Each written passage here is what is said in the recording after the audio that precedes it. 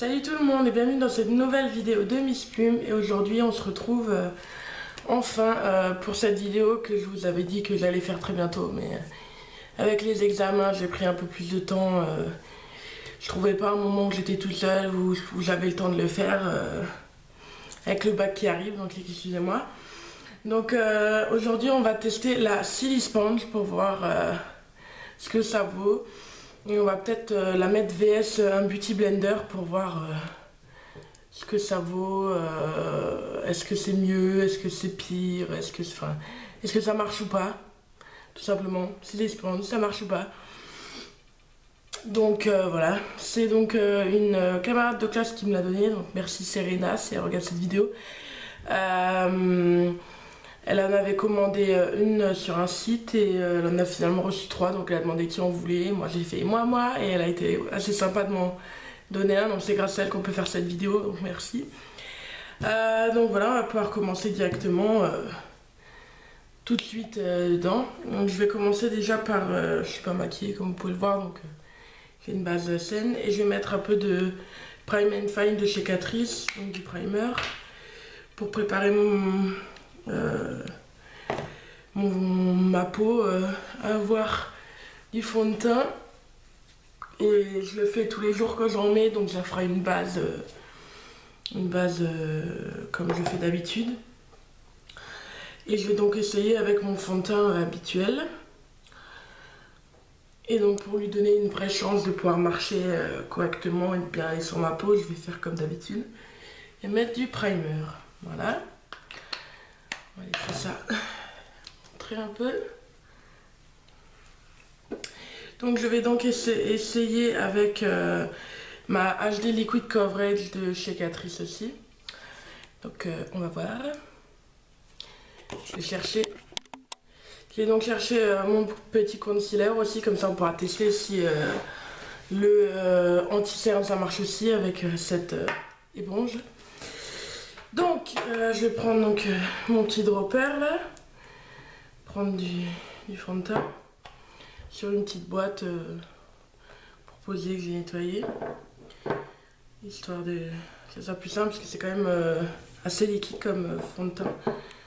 Donc au lieu de le mettre sur ma main et d'en avoir partout, mettre là, voilà, j'ai mis à peu près ça, ça devrait suffire.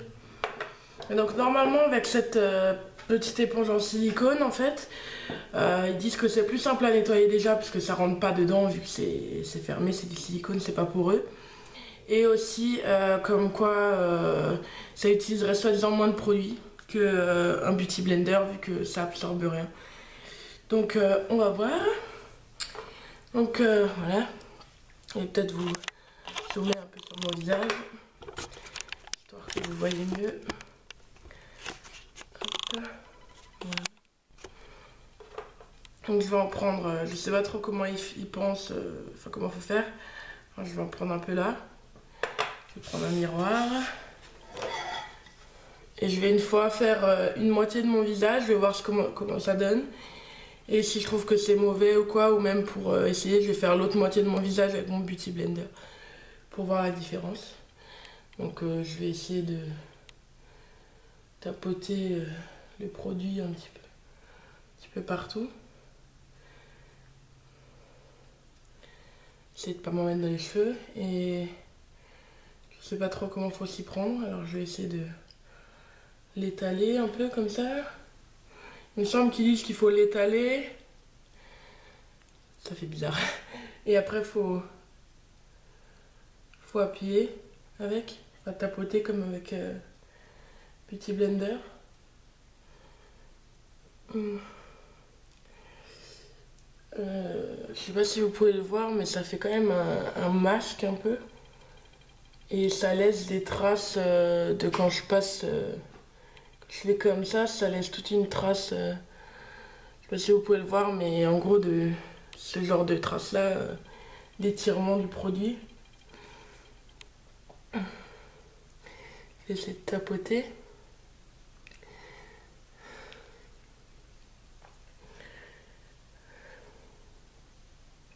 Rentrer dans les petites crevasses, c'est assez difficile vers les yeux aussi. Hop. En plus j'utilise Je sais pas s'il faut utiliser le côté plat ou un peu plus gros. J'improvise. Il n'y a pas vraiment beaucoup de temps pour utiliser le fond de teint et ça donne vraiment l'air d'un masque. Je sais pas si vous pouvez bien le voir. Mais ça rend pas très naturel, ça fait vraiment claquer à fond la max dose du fond de teint quoi. C'est un peu bizarre.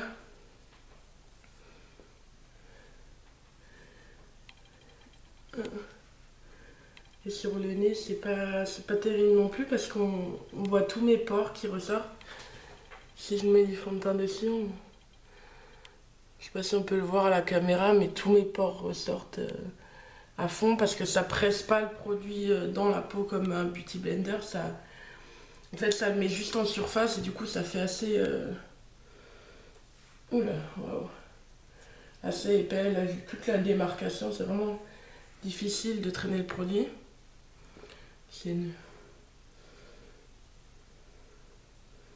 De rattraper ça un peu. Mais c'est pas facile. C'est pas très ça.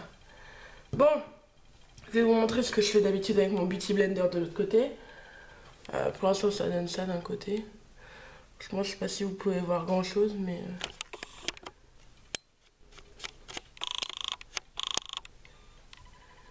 Si je fais ça, je sais pas si vous pouvez voir l'état quoi de mon nez par exemple. On voit tous les pores, mon front. Là, on peut voir la démarcation. C'est pas terrible quoi. Pour l'instant, je suis pas in love. Hein. Donc maintenant, je vais essayer avec le Beauty Blender. Donc je vais en prendre dessus aussi et je vais faire l'autre côté de mon visage.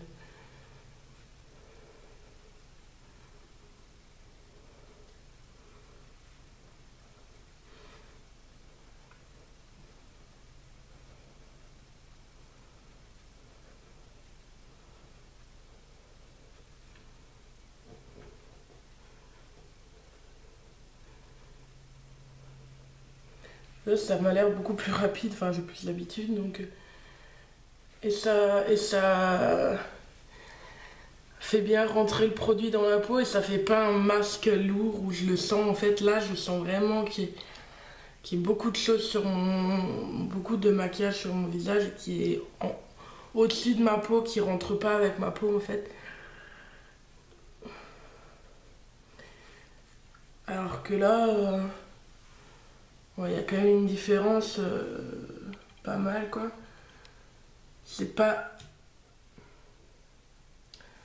Non, j'aime pas trop l'autre. Après, je sais pas si c'est aussi parce que c'est la première fois que je l'utilise. Mais je sais pas si vous pouvez voir la différence.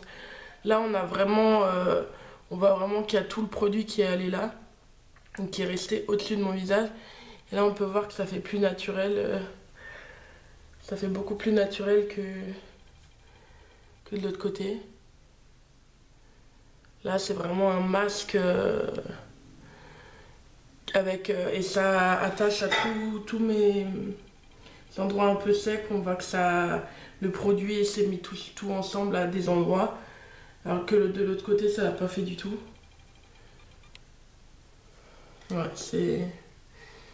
Pour l'instant, je suis pas fan du tout. Hein. Je préfère toujours mon petit beauty blender pour l'instant.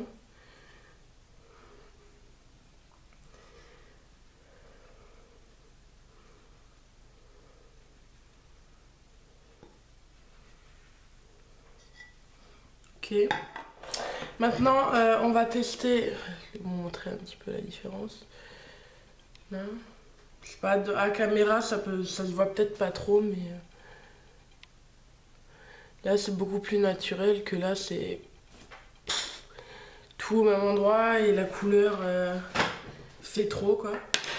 Donc maintenant, je vais essayer avec mon concealer, donc je vais l'appliquer comme je le ferais d'habitude. Donc, en dessous des yeux, voilà. En triangle un peu, vers là.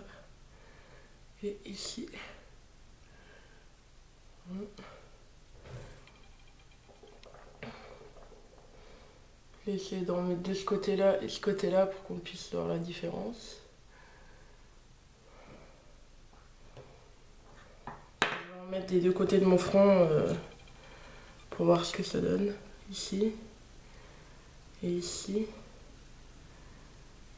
Voilà. Donc voilà, on va pouvoir tester. Donc je vais faire le côté avec le silly sponge.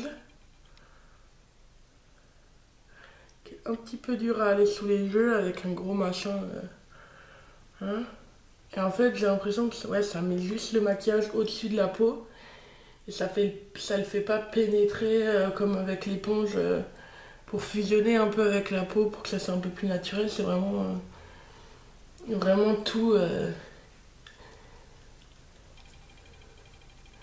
un maquillage extra épais, extra... Enfin ça se voit vraiment que je suis maquillée. J'ai mis du fond de teint, pas joliment quoi. Limite comme si je l'avais appliqué avec mes doigts en fait. Où ça fait l'effet vraiment paquet là. Voilà, donc je vais faire de l'autre côté avec mon Beauty Blender, qui est beaucoup plus simple. Avec la pointe déjà, j'arrive mieux à passer sous les yeux.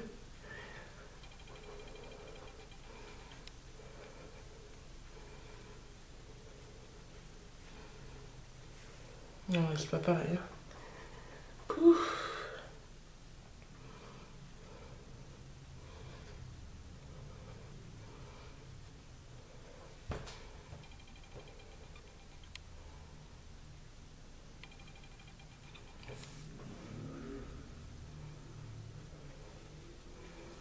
Alors, pour le résultat, voilà.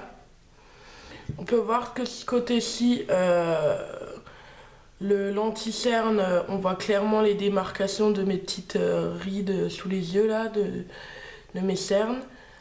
C'est rentré partout, ça les marque vraiment. Sur le front, on peut voir aussi que c'est beaucoup plus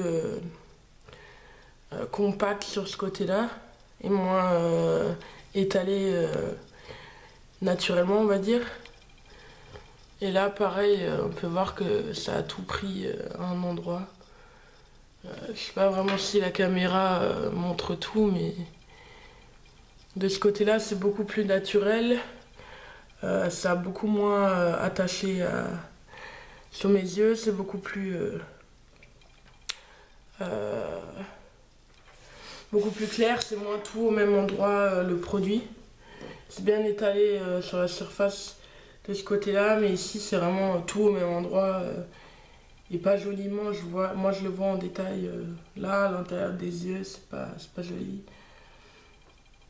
Et le produit, ouais, vraiment quand on l'applique, il reste vraiment tout au même endroit de première fois où vous l'avez mis. Et après c'est très dur de le bouger, ou alors ça donne des traces comme si vous utilisiez un pinceau là, comme des traces de brosse. Là.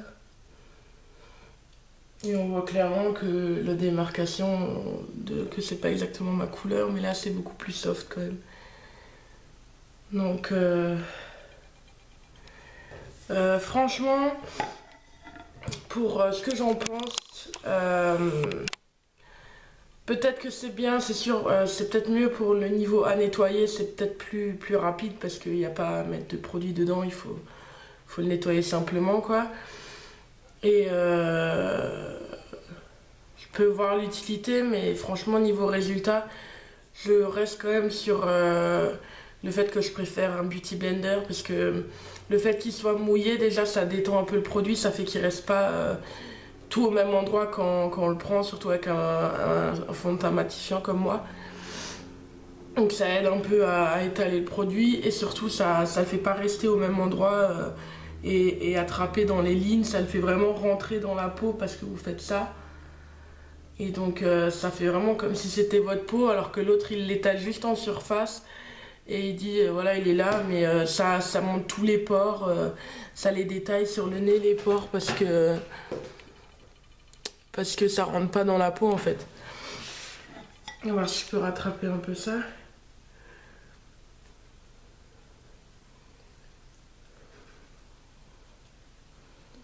Essayer de voir si je peux rattraper un peu le mauvais côté en passant un peu le Beauty Blender.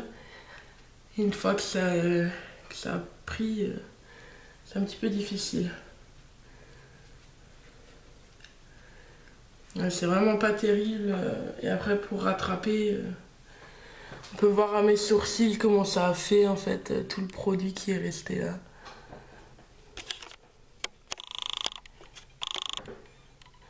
Là ça va, mais ici tout le produit est resté là. En passant autour. Là. Tout est resté ici là. On peut le voir, alors que là c'est beaucoup plus soft. Mais ici j'ai un gros tas de fond de teint qui n'a pas bougé, qui est resté là. Pareil là, ici là. C'est pas un joli look, on va dire. C'est pas le meilleur.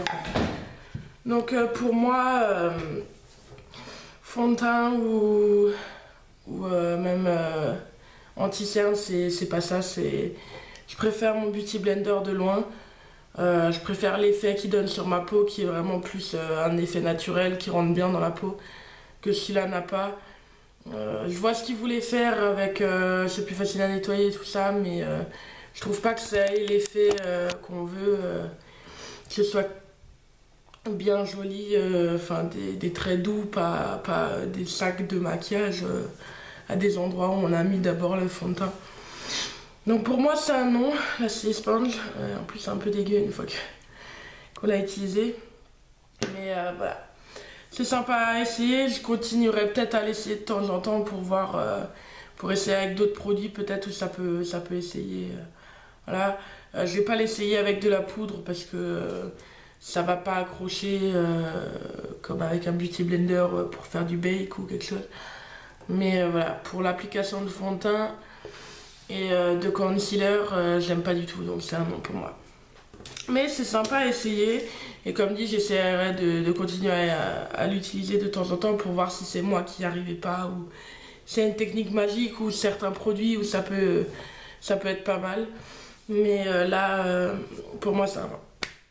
Donc voilà, je vous laisse voir le résultat de Silly Sponge et Beauty Blender. Rien que déjà la peau est plus... tellement il y a de maquillage de ce côté, elle colle par rapport à l'autre. C'est génial. Donc voilà, merci d'avoir regardé cette vidéo. N'hésitez pas à me dire ce que vous en pensez dans les commentaires. Si ce genre de vidéo où je teste des petites choses comme ça vous plaise, pour voir si je peux en faire d'autres. Et donc je vous fais des gros bisous. J'espère vous revoir très vite.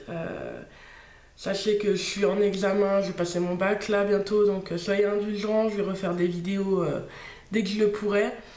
Mais là j'avais un peu de temps, donc j'ai dit allez, je vais faire ma petite vidéo pour eux, comme ça ils seront contents. Donc voilà, je vous fais des gros bisous, je vous dis à très bientôt.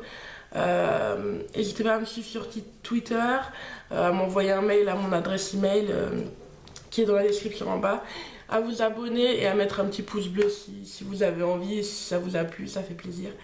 Voilà, des gros bisous, je vous dis à très bientôt et surtout restez vous-même. Mouah.